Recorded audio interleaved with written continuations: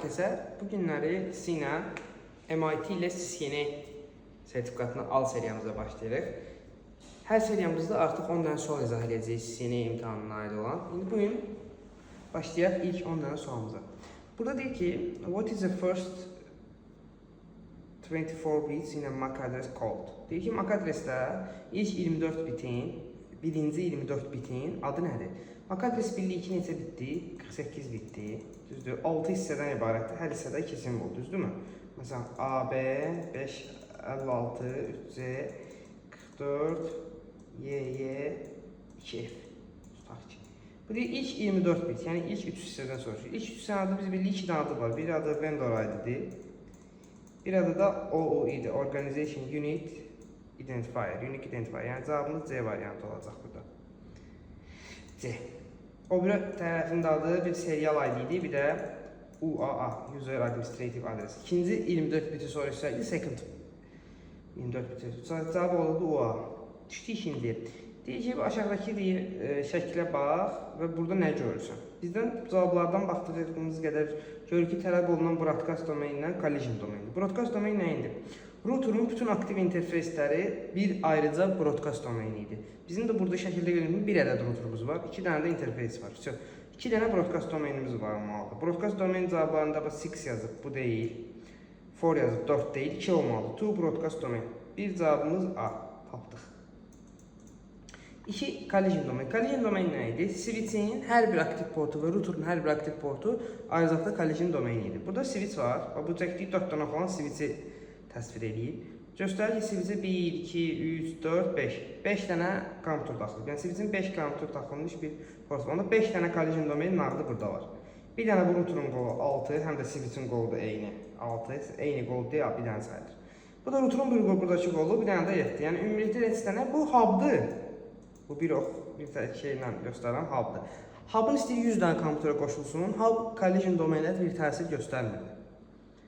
Yəni burada cəmi bir baxın 1, 2, 3, 4, 5, 6, 7. 7 dənə də collision domain var. 7 olan collision domain isə 4 deyil, 5 deyil, 7. Aynen F. Bu da bizim ikinci sualımızın cavabı. Düşdü indi 3'ə. Burada deyir ki, texnik deyir istəyir ki, təzə iOS əməliyyat sistemi yazsın deyir Cisco'ya. Amma köhnə hal-hazırdakı deyir iOS-u silmədən. Hal-hazırda deyir bu maksimum nə qədər yükləyə bilər iOS-u, flash memoryada nə qədər yaza bilər. Bizə də belə routerdan ya switch'dən bir səhnə verilib balaca.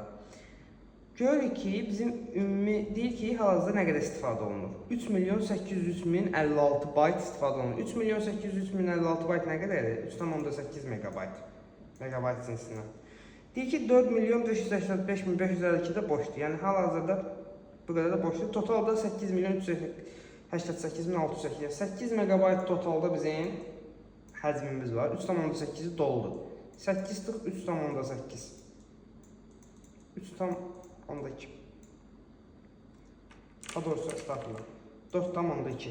4.2 de yuvarlayanda 4'e yaxındır. 5 və yuxarı deyil ki 5'e yuvarlayaq. 4 megabayt cavab 4 megabayt. Yəni D variantıdır cavab. Düşdü aşağı. Burada deyir ki bir routerdan yine səhnə qoyub bizə. Show interface Ethernet 0. Bu fast Ethernet də ola bilər, gigabit də ola bilər. Fərq yoxdur. Bir Ethernet 0 portu ki yoxdur routerun, onu bizə göstərir. Deyir ki, burada nə qədər, bu nə mənaya verir də bu səhnə? Məsələn, deyir ki, orada output MTU 1500 byte nə deməkdir? Bu nə deməkdir? Cavablara baxırıq. Uşaqlar, ümumiyyətlə MTU Maximum Transmission Unit deməkdir. Bir dəfəyə nə qədər keçirdə bilər deməkdir. Keçirtmək sözü də İngilizcə traverse-dir. Burada yazır. Traverse sözü keçirtmək deməkdir. Yəni biz bilirik ki, traverse olan cavab olmalıdır. Aha. Və bizə deyir ki, söhbət gedən avadanlıq hansı avadanlıqdır? Router. Routerda 3-cü qat avadanlıqdır. IP-lərlə, yəni paketlərlə işləyir. Düzdür? Biz bilirik ki, bax burada şəkil də var. Biz bilirik ki, paket dediyimiz anlayış 3-cü qata aid anlayışdır. 3-cü qata aid anlayışdır, paket dediyimiz anlayış. Routerda paketlərlə işləyə bilər. Məsələn, frame 2-ci qata aid anlayışdır. Frame-lə switchlər işləyir. Məsələn. Ona görə frame olan cavabı silirik.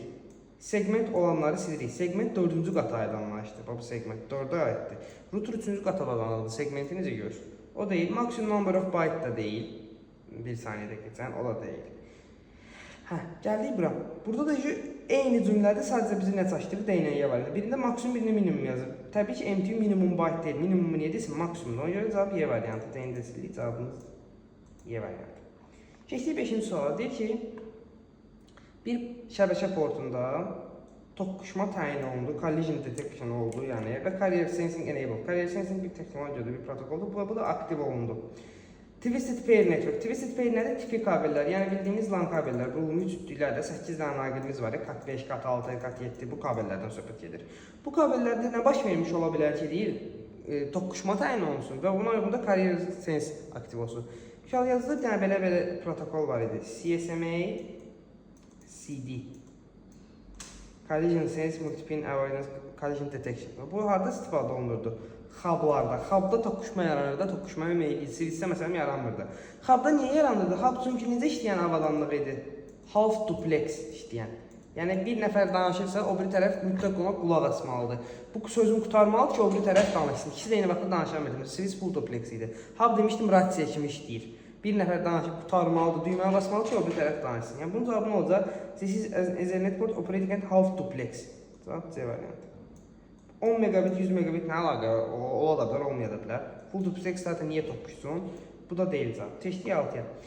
In an Ethernet network, under what two scenarios can be device transmit? Deyir ki, bir Ethernet şəbəkəsində hansı senaryolarda cihaz deyir, məlumat göndərə bilər. Təbii ki, iki senaryodur. Bir, başqa bir cihaz heç nə göndərmirsə, bax, when they detect no other device sending. Yəni, başqa bir cihaz təyin edir ki, göndərmir. Cavab C variantı. Burada deyir ki, 2 dənə variant seçin. Həmişə şərtin sonuna baxın. Bu imtahanda sinəyə daxildə, yəni çaşdırıcı olacaq. C.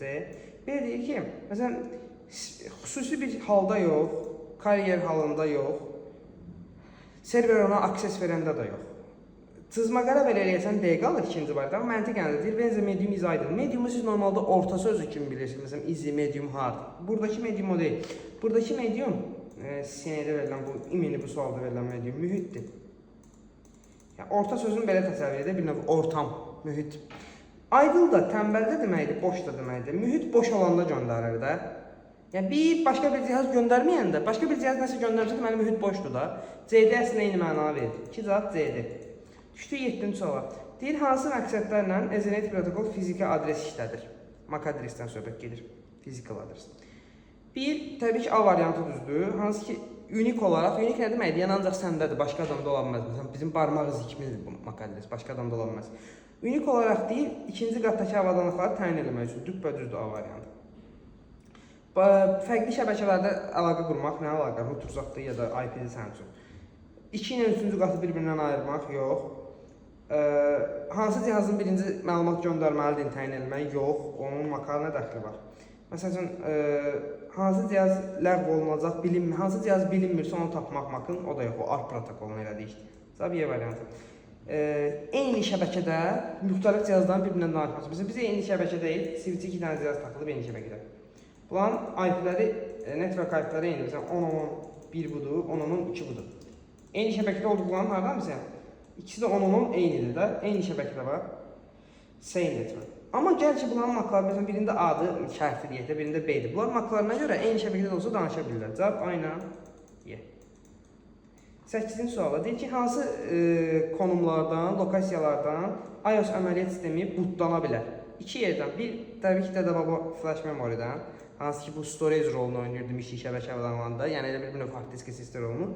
2 də TFTP serverdən, uzaq bir konumdakı bir serverdən. Cavab nə olacaq? Zaten deyir ki, 2 dənə cavab seçin, C ilə Y. RAM ola bilməz. HTTP server deyilən ki, yəni web serverdən niyə yüklənsin? Telnet də olamaz, o ayrı şeydir, emulatordur.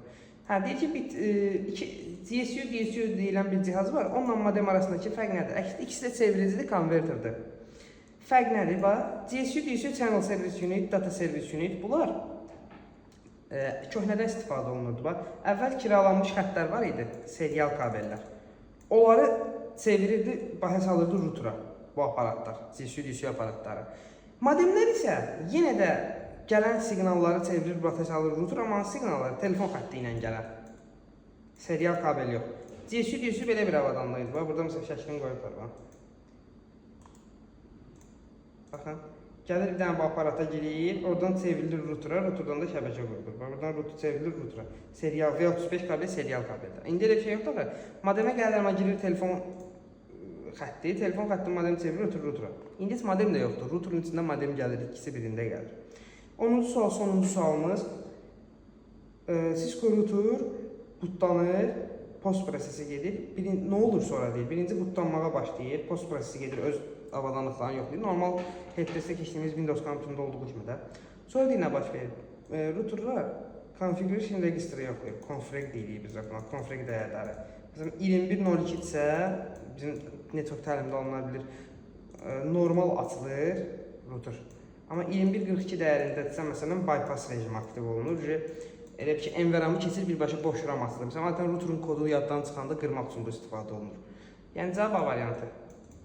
Belə, o ilk 10 dənə sualımız bitdi. İnşallah